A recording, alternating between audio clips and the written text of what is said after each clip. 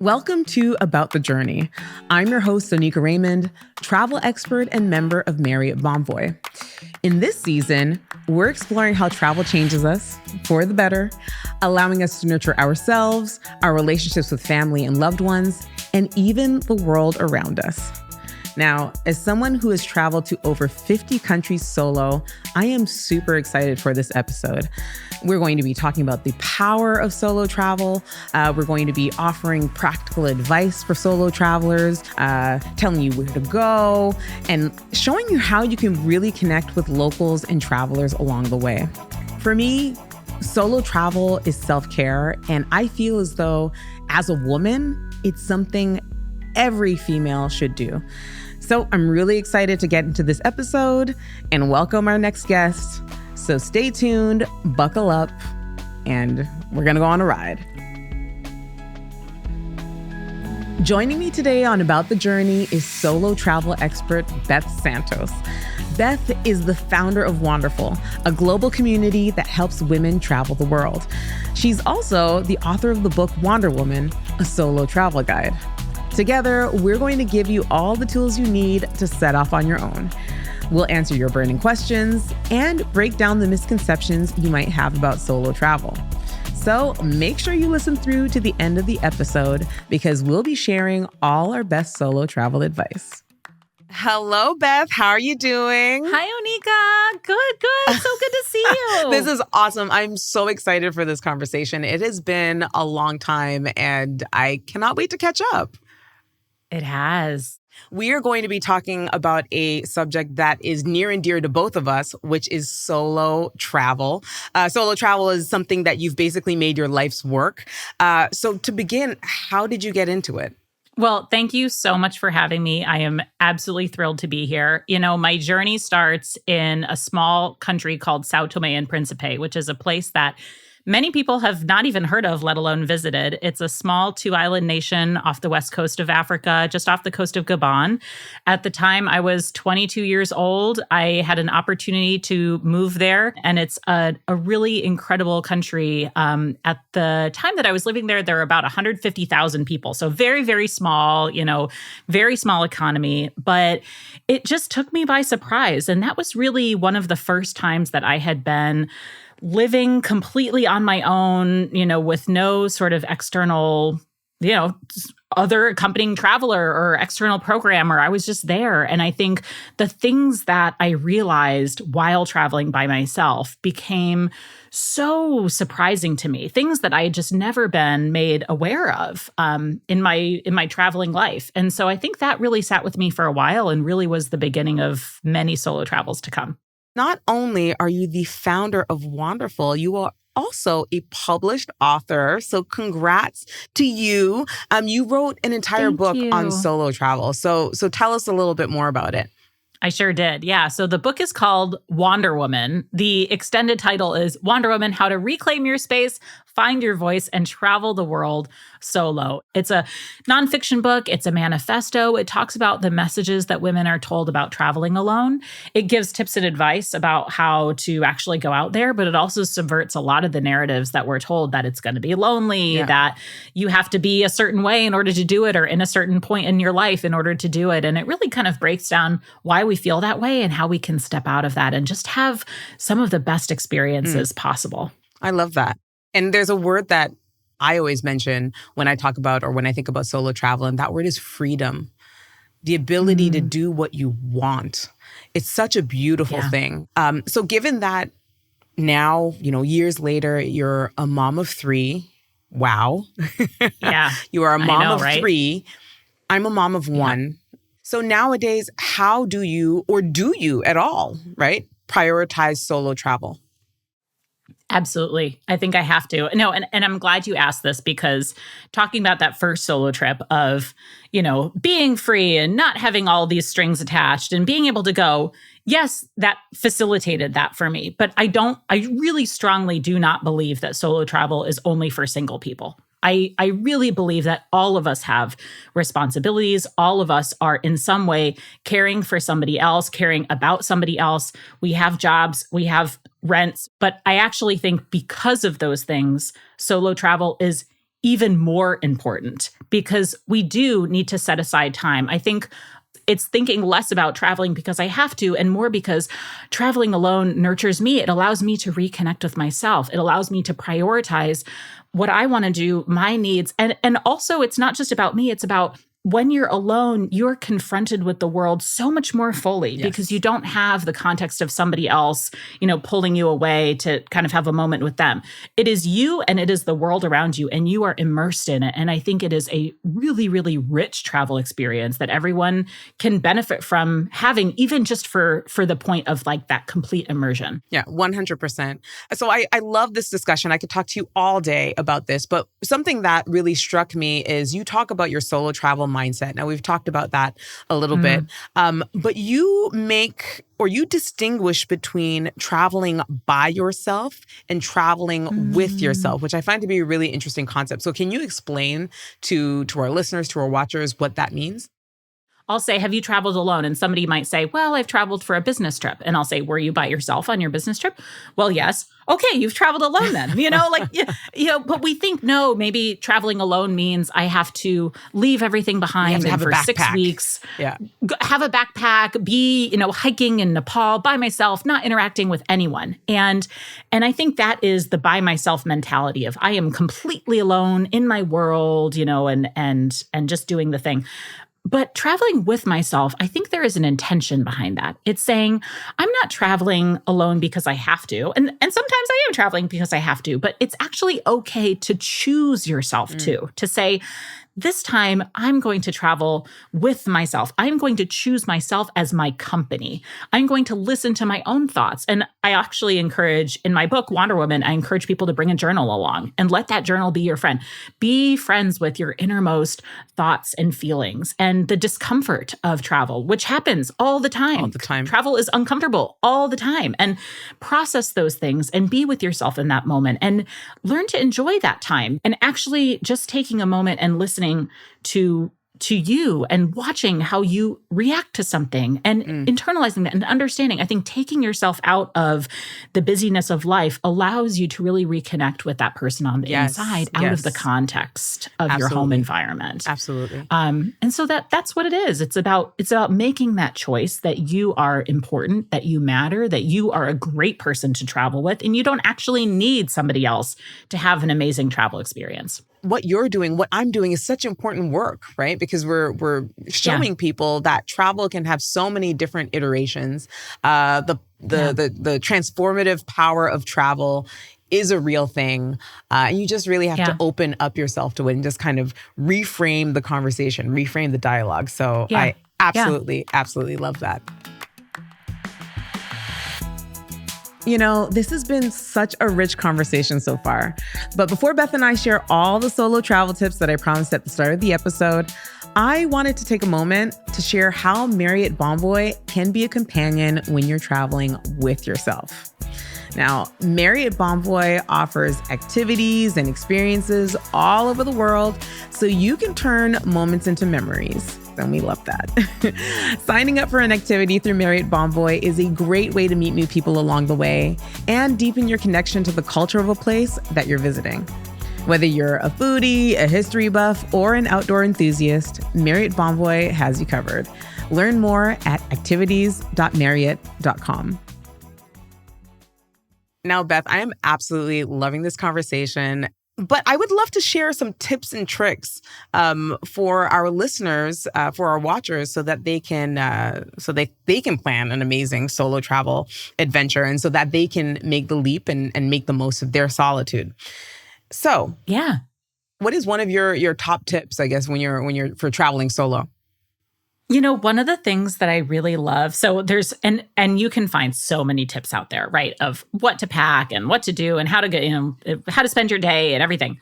One of the things that I actually love to recommend is what I like to call a day zero. So we all know what day one is. Day one is the day that you take off and go. Mm-hmm. Day zero is something that I recommend everyone, especially when you're traveling alone, you plan into your schedule. And that is a day where you just show up and you're just there. You don't have any plans. Here's the things that you do. You check into your hotel, you take a walk around your hotel, like literally inside the hotel. There are so many times that I've checked out of a hotel and then I've been like, oh my God, there was a pool here? I didn't even know. Like I was so focused on just getting to my room. I didn't even look around me. And so then, okay, so explore your hotel. After that, go walk around the neighborhood. Have a sense of what is the area. Now, this helps you in a few ways. One, it's going to give you information about where you are in case you need that for anything, getting back home, safety, whatever it is. The other reason is because when you're by yourself, you don't have the benefit of another person saying, oh, hey, did you notice that there's a grocery store across the street? Yeah. Let's remember that for later when we need a snack, or, hey, did you see that people have tokens to use the bus system? Great. We need to find out where the tokens are. You have to be the person to know where the grocery store is and to know the bus system and how to use it. I will say it could be a good day to take a walking tour if you want, or a food tour. What I was going to suggest. Yeah, that's always one of my top tips is to make the first thing on your agenda a walking tour, because not only will it familiarize you with the area, but you might actually end up meeting potential people that you can hang out with on the rest of your trip. You'll learn all the hot spots. You'll learn some of their favorite little holes in the wall, kind of like little hidden gems. But then also you can ask them questions, right? They're from there. So you can ask them, how do I say thank you in this language? Or where would you recommend I go to purchase this? Or what's your favorite thing to do in your city? All of those things are pieces of information that you can get. So absolutely having a walking tour is a great way to get to know the lay of the land early on. Let's talk about destinations, because I think when people are planning their first solo trip, there are already so many things that they're worried about, but also the world is really big. So where do you recommend solo travelers to go? I think we often forget that every person is so different and has different context into who they are, what they're looking for, how they identify, how much they've traveled alone before, what language they speak. And so my top list is very different from your top list. And, but I do have some concrete recommendations that I give. And like, how much outside of your comfort zone are you looking to step here? Because there are easier, I'm using air quotes as I say this, easier trips, and there are harder trips. And a lot of that comes down to, what is the distance I'm traveling? How much time do I have to go away? What is the distance I'm traveling? How many time zones am I crossing? How tired am I going to be? What language do I speak? To go back to language, being able, if you speak English, going to an English-speaking country generally is going to be a little bit easier than going to a country where you're having to navigate a second language. There are different things to keep in mind in that way, but factoring in distance, factoring in language, factoring in, is there a place that you've just always wanted to go to that's just inspired you or struck you? A bucket list. Or the other one I'll say is thinking about a hobby that you have. Yeah, definitely. I was going to say runcations is a huge travel industry thing nowadays. A lot of people traveling for races, bucket list races. And then another thing I say is to, if you are attempting your first solo trip, if you're new to solo travel, or if you're just new to travel in general, is to go to places that have really well-established tourism infrastructures. As a result, there's a lot of information and resources available, not only online, but maybe even amongst your friend group or amongst colleagues. So I think that is really important. Well, you know what? I'm super excited to do a little bit of a speed round advice challenge, because obviously you are the Wonder Woman. You're the best person to ask. So I'm going to ask you 3 questions about solo travel. And you're going to give me the first thing that comes to mind. Okay, are you ready? All right, let's do this. What's your number 1 packing tip for heading off on your own? I love bringing a scarf with me when I travel alone, not just not an infinity scarf. It has to be one that can open up into a square. And there's a reason for this. It's because I believe that a scarf is the most versatile thing that you can bring with you. It can be a picnic blanket. It can be an actual blanket when you're cold. It could be a scarf. It could be a headscarf if you're going into a place where you need to cover your head or your shoulders. It could be an impromptu skirt. You'll find so many uses for it, especially when you're on your own and you're just kind of, you don't have another person who, I packed this, I can help you with that. Bring a scarf with you. It's so funny. Are we the same person? I literally wrote a blog post on this years ago. basically talking about carry-on tips. And I said that I love scarves. As you can see, Yes. I have my head wrap There you on, go. which is also my de facto blanket. So great minds absolutely think Love. alike. Next Love it. question. What is your solo travel mantra? So my mantra is a quote that I absolutely adore by Maya Angelou. And it is, I long, as does every human being, to be at home wherever I find myself. Ooh. And it just means so much to me. I think, that is the goal, I think, to be. And I don't think that means that you have to be comfortable wherever you go, because I think discomfort is important, actually. It's an important part of traveling and learning. But I think it means knowing yourself and being comfortable with yourself to a certain level where you can say, I can show up anywhere and I can be okay with myself. And I can know that I'm going to figure it out. I trust myself. I know I'm smart enough. I know I'm able enough. I'm going to figure my way through this. And I can find that comfort with myself and that home with myself wherever I go. And I just love that quote. It's my mantra. That really resonates with me as well. Just as a Black woman, one of my goals in everything that I do within the travel media space is always at the back of my mind. It's to help Black girls like myself feel as comfortable or as at home traveling in places like Azerbaijan as they do in Atlanta, or feel as comfortable in, Mongolia or Mauritius as they do in Miami. Because so often we psych ourselves out and we relegate ourselves to traveling to certain places because we feel as though other places are just not for us. We're not going to feel comfortable there. But I do love the point that you brought up about discomfort being important, because we only grow when we're uncomfortable, right? So that's excellent. I absolutely love that. What's the one thing you wish you had known before your first trip on your own? I wish I had known how many women were actually already doing it.